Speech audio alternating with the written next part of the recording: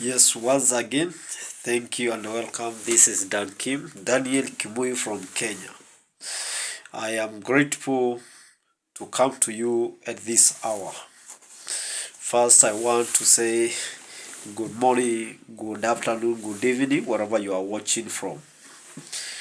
I want to discuss on very simple topic, yet a very powerful one.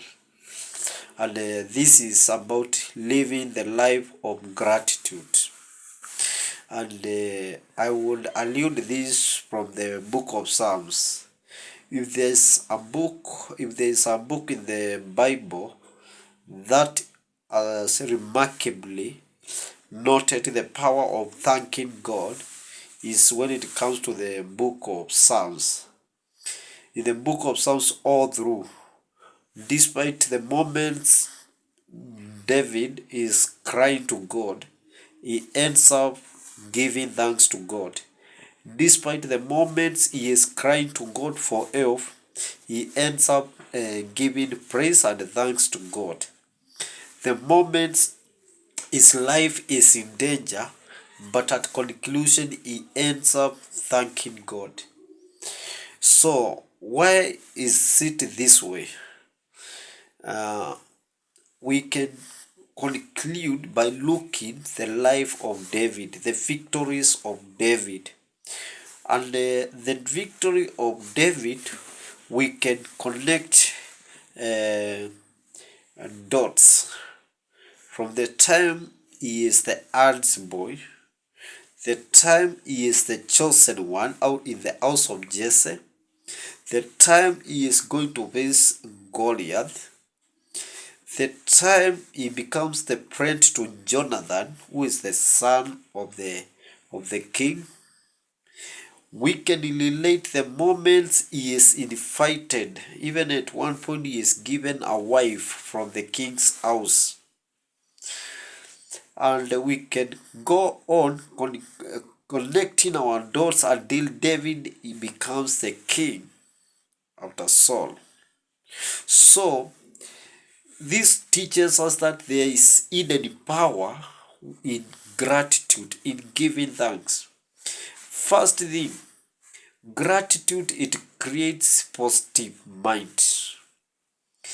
Regardless of whatever is happening in your life, if you know how to practice gratitude, you will find yourself thanking God.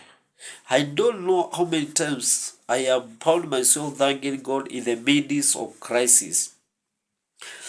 Even in police cells, I have found myself thanking God even when my landlord is locking my house.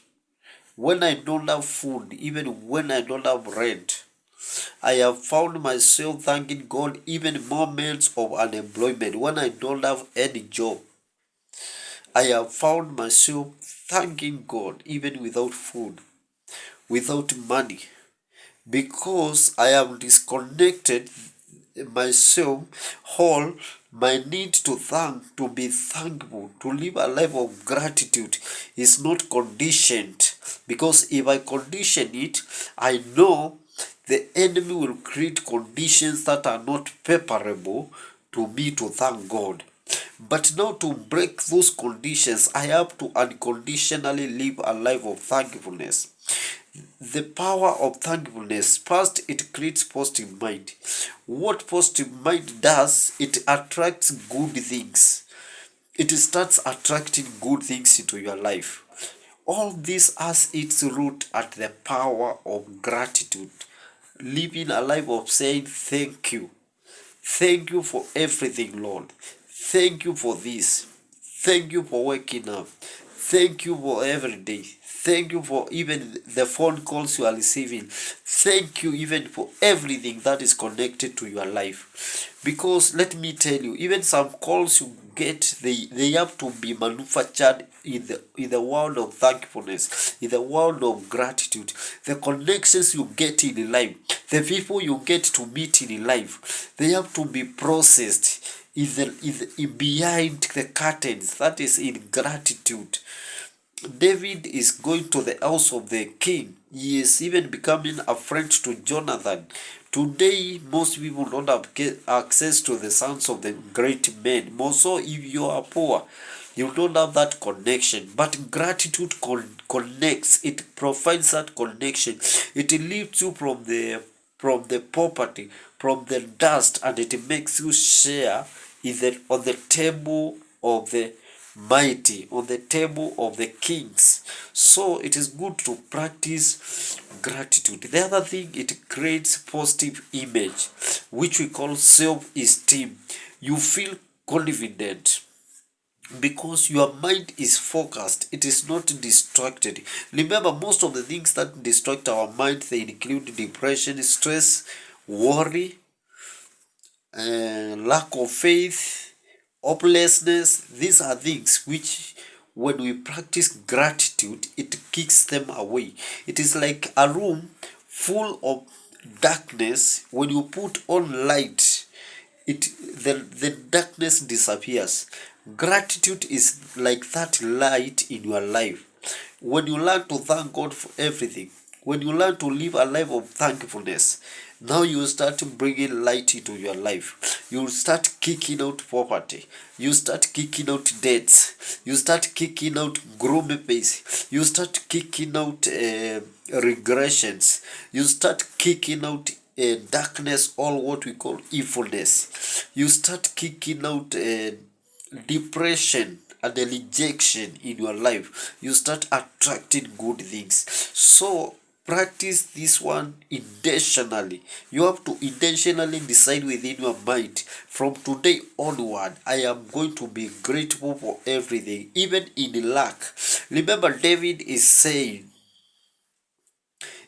there are points, instances where David says, even if, even it tells his soul, why are you downcast? Because I will still praise God.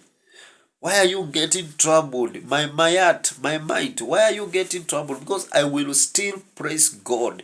Because this has become his lifestyle, his culture. Being downcast in the heart, having troubles does not stop him. But he goes on to break. By practicing gratitude, you go on to break all those things, all the chains. By the way, gratitude creates another environment. Remember, there is the unseen world that we live in. There is the unseen environment, atmosphere that we don't see. That is why when Daniel was praying, the angel of God came and told him, your prayers were answered the first day you started praying. But the prince of Persia, he was fighting in the atmosphere of David. There are things fighting your blessings. You need to clear up your atmosphere by living a life of gratitude and praise. So from today, for you to gain the blessings of the God, for you to grow, to grow in mind, to attract good things, to have clarity of vision, clarity of focus, clarity of ideas, clarity of goals, to have connections, the right connections, live a life of gratitude, to break chains of misfortunes, chains of curses. You need to change and start a life of gratitude. God bless you even from today as you decide, I will live a life of gratitude. I will always say thank you, and thank you. I will not complain. I will not like entertain negative thoughts. I will not speak words that undermine what I want in life. If you can't want good life and you are speaking about bad things, you can't want health and you are speaking about sickness always. You can't want wealth and you are talking about poverty always. Your richness, the richness of the mind is what we need first. The positivity of the mind, the health of the mind is what we need first, and the rest will follow. Everything else will be added unto us if we create that positive power, because our mind is like the connecting cable to the universe, all to the world, all to heaven, all to God, to the supreme being. Anything that you want to in your life, the only difference is about the mindset. What are you attracting in your life? So every time do a diagnosis of your mind. What is happening within your mind? Every minute there is something happening in your mind. You need to be asking yourself, by the way, what is happening in your mind? At the end of the day, you ask yourself, what has been happening in my mind? And you will realize the series of whatever is happening in your mind, it reflects the series of whatever has been happening in your life. So to change your life, to change your reality, it is about changing your mind. And by this I insist we live a life of gratitude. God bless you so much. Thank you.